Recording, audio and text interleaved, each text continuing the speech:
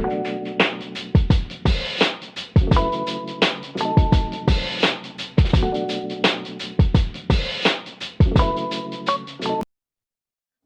वालेकुम to all the students. आज हम देखेंगे कि हम विजुअल बेसिक के अंदर गो टू स्टेटमेंट कैसे यूज करेंगे।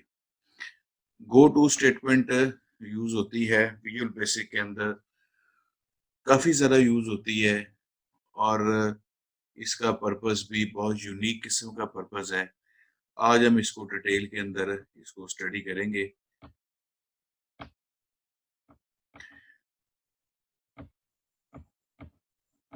In visual basic go to statement is useful to transfer the program control to the specified labeled statement, and it is used full to get out the loop or exit from deeply nested loop based on our requirements. Visual basic के अंदर go to statement है। अगर हमने lines वगैरह लिखी हुई हैं, statements लिखी हुई हैं, लूप्स लगाई हुई हैं या इफ स्टेटमेंट हमने यूज की हुई है और हम किसी स्पेसिफिक लोकेशन के ऊपर जंप करना चाहते हैं और जो लूप्स है उसको एग्जिट करना चाहते हैं, तो उसके लिए ये गो टू स्टेटमेंट यूज होगी। गो टू स्टेटमेंट के लिए हम जनरली लेबल्स वगैरह यूज करते हैं। Generally in visual basic the defined label statement must always exist in the scope of go to statement, and we can also define the multiple go to statements in our application to transfer the program control to the specified label statements. Label statement इसके अंदर use होती है। गो to statement के साथ label लगता है और जिस जगह पर वो लेबल लगा होगा उस लेबल के बाद जो स्टेटमेंट्स लिखी होंगी वो गो टू स्टेटमेंट के बाद एग्जीक्यूट हो जाएंगी। जैसे ही हम गो टू स्टेटमेंट चलेगी, गो टू स्टेटमेंट के आगे हम लेबल देंगे और वो लेबल के साथ जो स्टेटमेंट्स लगी होंगी वो स्टेटमेंट्स एग्जीक्यूट हो जाएंगी। तो यही चीज यहाँ पर भी एक्सप्लेन है। For example, we can use go to statement in select statement to transfer a control from one select case label to another or to the default label based on our requirements. तो जैसे हम select case की statement use करते हैं और उसके अंदर हम केस 1, केस 2, केस 3, केस 4, तो ये केस 1, केस 2, केस 3 ये हमारे पास मुख्तलिफ किस्म के लेबल्स होते हैं और हम इन लेबल्स को यूज करते हुए हम अपनी सिलेक्ट स्टेटमेंट अप्लाई करते हैं। तो इसी तरह जो गो टू स्टेटमेंट है इसके अंदर भी लेबल्स यूज होंगे। अगली स्लाइड के अंदर हम इसका सिंटैक्स वगैरह देखते हैं। ये हमारे पास गो टू स्टेटमेंट का सिंटैक्स है। हम गो टू का वर्ड यूज करेंगे और उसके आगे लेबल्ड स्टेटमेंट है, हम लेबल देंगे और उस लेबल के बाद जो हमारे पास जो स्टेटमेंट्स होंगी इस लेबल के अंडर जो स्टेटमेंट्स होंगी वो सारी की सारी स्टेटमेंट्स एग्जीक्यूट होंगी। If we observe the above syntax, we define a go-to statement by using go-to keyword. ये हम go-to का कीवर्ड यूज करेंगे and with labeled statements, हम इसके साथ लेबल देंगे। Here the label statement is used to transfer the program control to the specified labeled statement position. तो हम इसके साथ लेबल हम देंगे और गो टू स्टेटमेंट के साथ हम लेबल देंगे। जैसे ही गो टू स्टेटमेंट चलेगी वो मुतलका लेबल के ऊपर चली जाएगी और लेबल के साथ जो भी स्टेटमेंट्स होंगी वो सारी की सारी एग्जीक्यूट हो जाएंगी। अब हम इसका देखते हैं कि इसका प्रोग्राम कैसे चलता है और प्रोग्राम की आउटपुट कैसे आती है। नेक्स्ट स्लाइड्स के अंदर ये चीज देखते हैं। ये हमारे पास एक एग्जाम्पल प्रोग्राम दिया गया है। इसके अंदर हमने एक फार की लूप इसके अंदर लगाई है। For i as integer is equal to 1 to 10 -1। यहाँ पर आई एक इंडेक्स है और हमने लूप के साथ ही इसको डिक्लेयर कर लिया है। आप इसको सेपरेटली भी डिक्लेयर कर सकते हैं। आप फॉर की लूप से पहले भी इसको डिक्लेयर कर सकते हैं और आप इसको फॉर की लूप के अंदर भी आप इसको डिक्लेयर कर सकते हैं। For I as integer is equal to 1, जैसे ही आई डिक्लेयर हुआ, आई एक इंडेक्स है और इसको साथ ही हमने इनिशियलाइज कर दिया ए के साथ, और साथ ही हमने ये भी बता दिया कि लूप जो है वो 1 से लेके 10-1 यानी ये 9 तक ये लूप चलेगी। फॉर की लूप के अंदर अगर ये कंडीशन ट्रू होगी तो आपके पास ये इफ की स्टेटमेंट जो है इसके अंदर एग्जीक्यूट होगी। यहाँ पर हमने इफ की स्टेटमेंट लगाई है, if I is equal to 5 then go to go to की स्टेटमेंट यूज होगी और ये हमारे पास गो टू की स्टेटमेंट है और ये गो टू का कीवर्ड है और ये जो है एंड लूप है ये हमारे पास लेबल स्टेटमेंट है।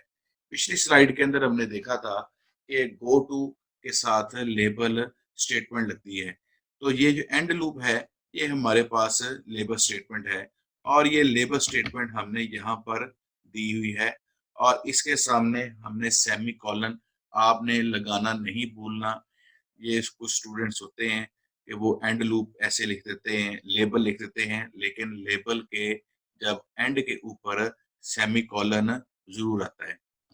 तो ये इफ की स्टेटमेंट यहाँ पर एंड हो गई है, ये फॉर की लूप चलेगी। अब प्रोग्राम को हम चलाते हैं। ये मैं एक थोड़ी सी वजाहत करता जाऊं कि ये जो एंड लूप है ये आपके पास जो लेबल है ये यहाँ तक है।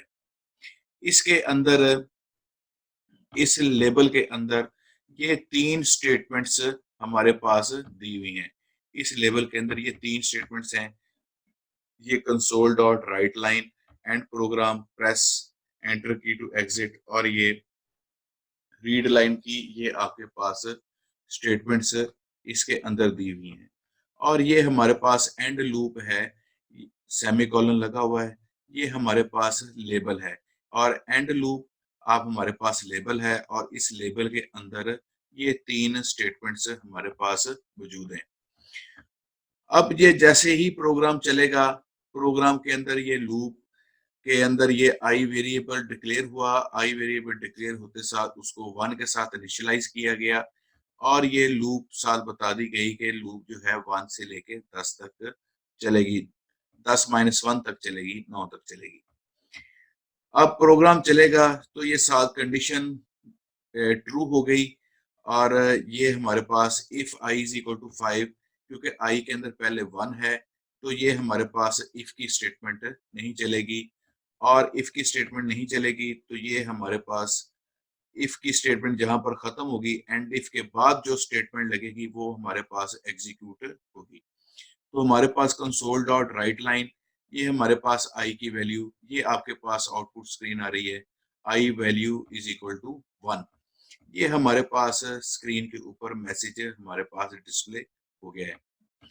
अब नेक्स्ट फिर लूप चलेगी, आई की वैल्यू हमारे पास नेक्स्ट के साथ ही नेक्स्ट क्या है कि ये लूप के अंदर एक चीज इंडेक्स के अंदर हमारे पास आई यहाँ पर इंडेक्स है, ये उसके अंदर एक वैल्यू खुद ब खुद ऐड कर देगा। अब यहाँ पर लूप जो है 2 से लेके 9 तक है, तो अब आई की वैल्यू 2 है, 2 इज इक्वल टू 5 है, नहीं जी बिल्कुल। तो अब ये क्या होगा कि ये आपके पास ये वाली स्टेटमेंट एग्जीक्यूट हो जाएगी और ये हमारे पास ये आउटपुट स्क्रीन के ऊपर मैसेज डिस्प्ले आ जाएगा। इसके बाद फिर लूप चलेगी तो आई की वैल्यू 3 हो जाएगी, 3 5 के बराबर है, जी नहीं 3 5 के बराबर नहीं है, तो ये आई की वैल्यू ये वाली जो स्टेटमेंट है ये हमारे पास दोबारा तीसरी बार एग्जीक्यूट हो जाएगी और ये स्क्रीन के ऊपर आपके पास मैसेज आ जाएगा। नेक्स्ट फिर ये आई के अंदर एक वैल्यू को इन्हांस कर देगा, एक वैल्यू ऐड कर देगा, तो अब ये आई की वैल्यू 4 हो गई, तो 4 इक्वल टू है 5 के, जी नहीं, तो इसलिए फिर ये स्टेटमेंट एग्जीक्यूट होगी और आई की वैल्यू 4 यहाँ पर आपके पास डिस्प्ले हो जाएगी। नेक्स्ट के साथ फिर ये आई के अंदर एक वैल्यू ऐड कर देगा, तो आई की वैल्यू 5 हो गई। अब आई 5 इज इक्वल टू 5, जी बिल्कुल। अब ये इफ स्टेटमेंट जो है ये हमारे पास ट्रू हो गई है। जैसे ही ये इफ स्टेटमेंट ट्रू होगी, तो ये हमारे पास गो टू की स्टेटमेंट एग्जीक्यूट होगी। जब ये गो टू की स्टेटमेंट एग्जीक्यूट होगी, तो साथ ही यहाँ से कंट्रोल जो है आपके पास इस गो टू की स्टेटमेंट के ऊपर कंट्रोल ट्रांसफर हो जाएगा। जैसे ही इस go to end loop go to के साथ हमने लिखा था एंड लूप का लेबल है, ये हमारे पास इस लेबल के ऊपर कंट्रोल यहाँ से सीधा इस तरफ कंट्रोल ट्रांसफर हो जाएगा।